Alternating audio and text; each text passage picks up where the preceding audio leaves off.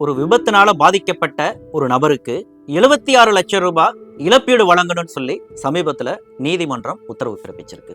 இது போன்று தமிழகத்துல விபத்துகள் நிகழ்வதும் அந்த விபத்தினால பாதிக்கப்பட்ட நபருக்கு சம்பந்தப்பட்ட காப்பீடு நிறுவனங்கள் இந்த தொகையை இழப்பீடா வழங்கணும் அப்படின்னு சொல்லியும் மோட்டார் வாகன சட்டத்தின் அடிப்படையில உத்தரவுகள் பிறப்பிப்பதுங்க அப்படிங்கிறது ஒரு இயல்பான ஒண்ணு. இதுல என்ன விசேஷம் அப்படின்னு தான் நினைக்கிறீங்க?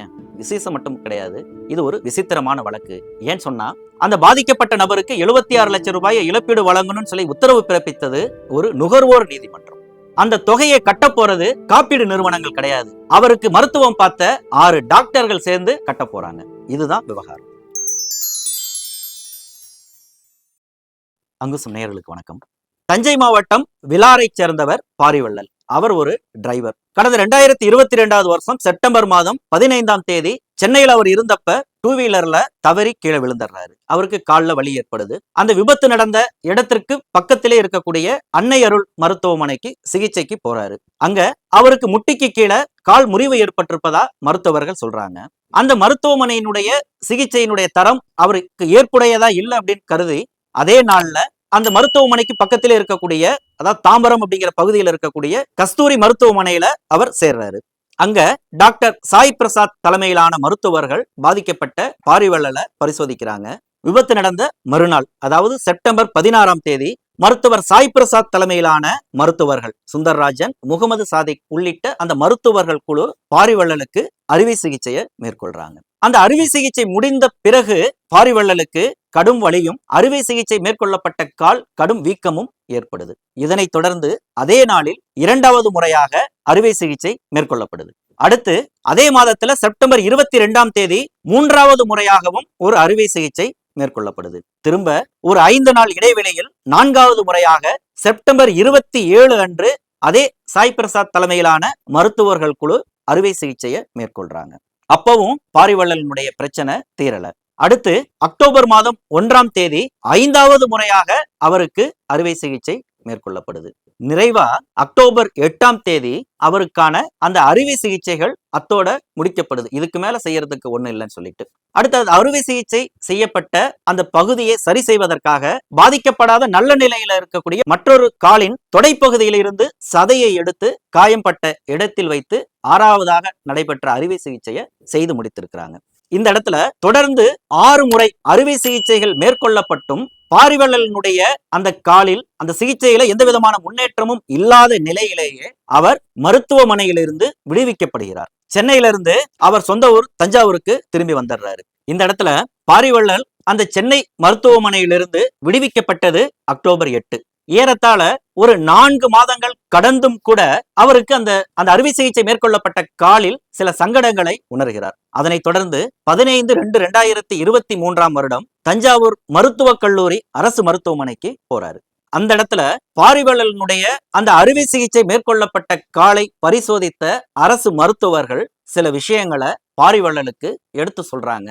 அது பெரும் அதிர்ச்சியா இருக்கு. அடுத்தது அரசு தரப்பு மருத்துவர்கள் தான் இப்படி சொல்றாங்க அப்படின்னு சொல்லிட்டு அவருடைய திருப்திக்காக 25/4/2023 அதே தஞ்சாவூர்ல செயல்படக்கூடிய வினோதக நினைவு மருத்துவமனை, இது தனியார் மருத்துவமனை, அங்க போறாரு.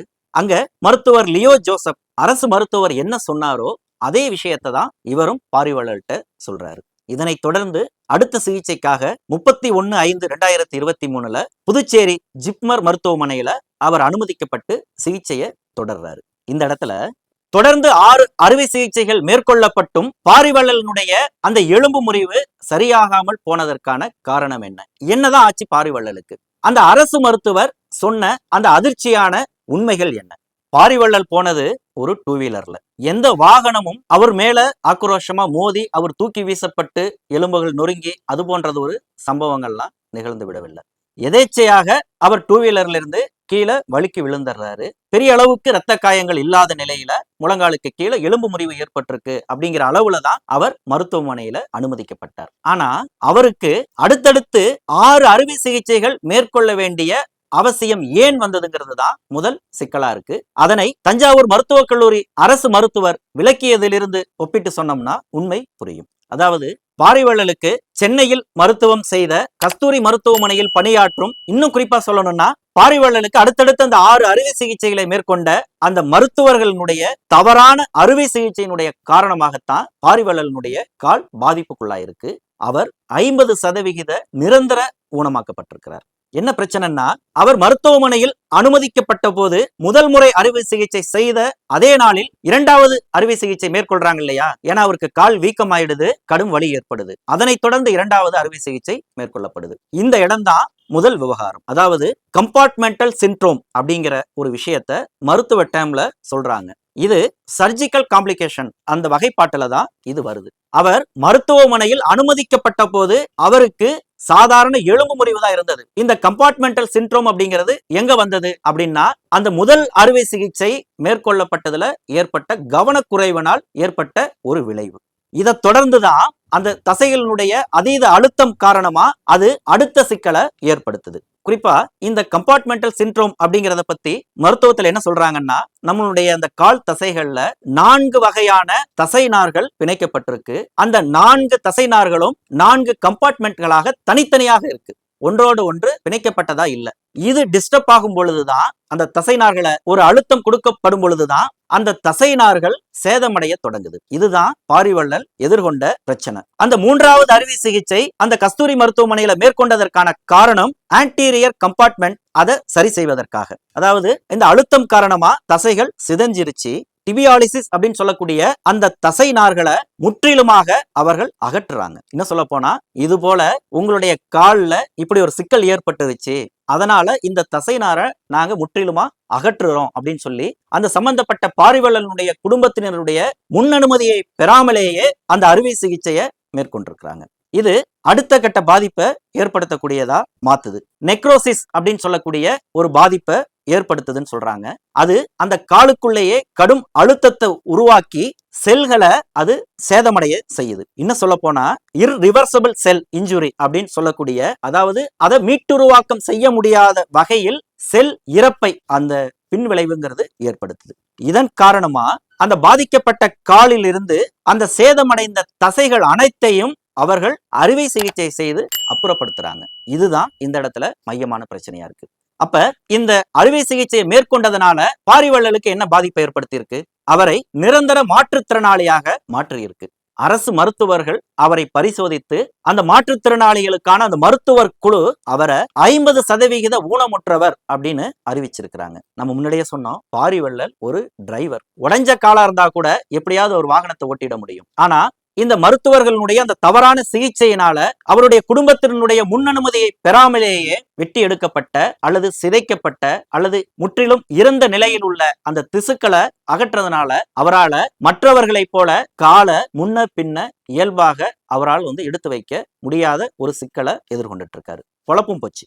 இந்த பின்னணியில இருந்துதான் இந்த வழக்க விசாரித்த நுகர்வோர் நீதிமன்றம் 76 லட்சம் ரூபாய் இழப்பீடு வழங்கணும்னு தீர்ப்பு கொடுத்திருக்கிறாங்க. அதாவது இந்த விவகாரத்துல பாதிக்கப்பட்ட பாரிவள்ளலுக்கு நிரந்தர ஒரு எரிச்சல் உணர்வை ஏற்படுத்தினதுக்காகவும், அவருக்கு தீராத வலியை ஏற்படுத்தினதுக்காகவும், அவருக்கு துன்பத்தை கொடுத்தது, அவருடைய அந்த கால் தசைகளை சிதைத்தது, அவருடைய மனரீதியான சித்திரவதை மற்றும் வேதனை ஆகிய இவற்றுக்கெல்லாம் சேர்த்துதான் அவர் ஒரு 50 லட்சம் ரூபாயை இழப்பீடா கொடுக்கணும்னு சொல்றாரு. அடுத்தது இந்த இடத்துல இழப்பீடு அப்படிங்கிறது 15 லட்சமாகவும், முன்னாடி சொன்ன இந்த காரணங்களுக்காக தனியாக ஒரு 50 லட்சமும், மருத்துவ செலவுகளுக்கு 10 லட்சமும், அவருடைய கூடுதல் மருத்துவ தேவைக்காக 1 லட்சம் சொல்லி ஆக மொத்தம் 76 லட்சத்தை வழங்கணும்னு சொல்லி தீர்ப்பு கொடுத்திருக்காங்க. என்ன சொல்ல போனா, இந்த தீர்ப்பு வெளியான தேதியிலிருந்து 45 நாளில் இந்த இழப்பீட்டு தொகையை பாரிவள்ளலுக்கு வழங்கணும். அந்த சம்பவம் நடந்த 15/9/2022 தேதியிலிருந்து 10% வட்டி கணக்கிட்டு வழங்கணுங்கிறது தான் தீர்ப்பு. தவறும் பட்சத்தில் அந்த வட்டி விகிதம் 15% உயர்த்தி வழங்கணும்னு சொல்லி தீர்ப்பை கொடுத்திருக்கிறாங்க. இப்படியாப்பட்ட ஒரு நல்ல தீர்ப்பை வழங்கினது யாரு? தஞ்சாவூர் மாவட்ட நுகர்வோர் தீர்வு ஆணையத்தினுடைய தலைவர் டி சேகர், அதனுடைய உறுப்பினர் கே வேலுமணி ஆகியோர் அடங்கிய அமர்வு தான் கடந்த ஜூன் 30, 2025 அன்று இந்த முத்தாய்ப்பான தீர்ப்பை, ஒரு முன்னுதாரணமான ஒரு தீர்ப்பை வழங்கி இருக்கிறாங்க. பாதிக்கப்பட்ட பாரிவள்ளல் சார்பா தஞ்சையைச் சேர்ந்த வழக்கறிஞர் பி சந்திரபோஸ் என்பவர் ஆஜராகி இந்த வழக்குல இப்படி ஒரு தீர்ப்பை பெற்று தந்திருக்கிறாரு. நான் முன்னாடியே சொன்ன மாதிரி இந்த பாரிவள்ளலுக்கு ஏற்பட்ட இந்த பிரச்சனைக்கு, இந்த இழப்புக்கு முழு காரணம் சென்னை மேற்கு தாம்பரத்தில் இயங்கி வரக்கூடிய கஸ்தூரி மருத்துவமனை. அதன் சார்பாக அதன் நிர்வாக இயக்குனர் மருத்துவர்கள் பி சாய் பிரசாத் ஆர்த்தோ மருத்துவர், doctor Sundararajan doctor Mohammed Sadiq anaesthesia, doctor Krishnamurthy Krithika இவர்களும் மயக்கவியல் மருத்துவர்கள். அடுத்து பிளாஸ்டிக் சர்ஜரி மருத்துவர் சரவணன் ஆகிய 7 பேரும் சேர்ந்து இந்த 76 லட்சம் ரூபாயை வழங்கணும்னு சொல்லிதான் இந்த தீர்ப்பை கொடுத்திருக்கிறாங்க. எல்லா வழக்குகள்லையும் நடக்கிற மாதிரி இந்த வழக்கிலையும் அந்த சம்பந்தப்பட்ட மருத்துவர்கள் சார்பாகவும் மருத்துவமனை சார்பாகவும் சில ஆட்சேபனைகளை அவர்கள் தரப்பு விளக்கங்களை கொடுத்திருக்கிறாங்க. இவங்களால அந்த மருத்துவ சிகிச்சையை கட்ட முடியல, அதனாலதான் அவங்க மருத்துவமனையை விட்டு வெளியில போனாங்க. ஏறத்தாழ 5 லட்சம் ரூபாய் அளவுக்கு இந்த மருத்துவ அறுவை சிகிச்சைகளுக்கு பணம் செலவாகி இருக்குது. ஆனா இவங்க 2.5 லட்சம் ரூபாய் வரைக்கும் தான் பணம் மருத்துவமனைக்கு செலுத்தி இருக்கிறாங்க. ஏறத்தாழ 2 லட்சம் ரூபாய்க்கு மேல இவங்களால பணம் கட்ட முடியாதுன்னு சொல்லி எழுதி கொடுத்துட்டு தான் இவங்க வெளியேறி போனாங்க அப்படின்னு சொல்லிலாம் அந்த சம்பந்தப்பட்ட மருத்துவமனை தரப்பில் இருந்தும் விளக்கங்கள் அளிக்கப்பட்டிருக்கு. ஆனா இந்த நீதிமன்ற விசாரணையில அவை எதுவும் எடுபடாமல் போயிருக்கு. ஏன்னா பாதிக்கப்பட்ட பாரிவள்ளல் நேரடி சாட்சியமா இருக்கிறாரு. அரசு மருத்துவர்கள் அதை உறுதி செய்திருக்கிறாங்க. சட்டத்தின்படி பாரிவள்ளல் தரப்புல நியாயம் இருக்கு அப்படிங்கிறத உணர்ந்துதான் இந்த தீர்ப்பு வழங்கப்பட்டிருக்கு. இந்த இடத்துல இது போன்ற விவகாரங்களில் நுகர்வோர் நீதிமன்றத்தின் வாயிலாகவும் இது போன்ற வழக்கு விவகாரங்களை கையாள முடியும் அப்படிங்கிறத இந்த வழக்கு நமக்கு ஒரு முன்னுதாரணமா இருக்குது. என்னதான் 76 லட்சம் கொடுத்தாலும் பாரிவள்ளலுடைய பழைய வாழ்க்கையை மீட்டுருவாக்கம் செய்ய முடியாது. ஏன்னா பாரிவள்ளலுக்கு வயசு அவ்வளவு ஒண்ணும் கிடையாது, வெறும் 35க்குள்ளதான். 2 அல்லது 3 வயதுக்குள்ள ஒரு பெண் பிள்ளையை வைத்துக்கொண்டு இன்னும் சொச்ச காலத்தை அவர் எப்படி ஓட்ட போறாருங்கிறது சோகமான ஒன்றுதான். தொடர்ந்து பேசுவோம். நன்றி.